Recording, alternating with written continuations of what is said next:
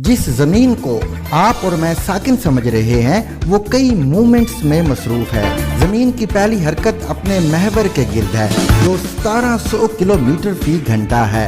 आप इसका मवाजना 100 किलोमीटर फी घंटा वाली गाड़ी से करें तो अकल हैरान रह जाएगी।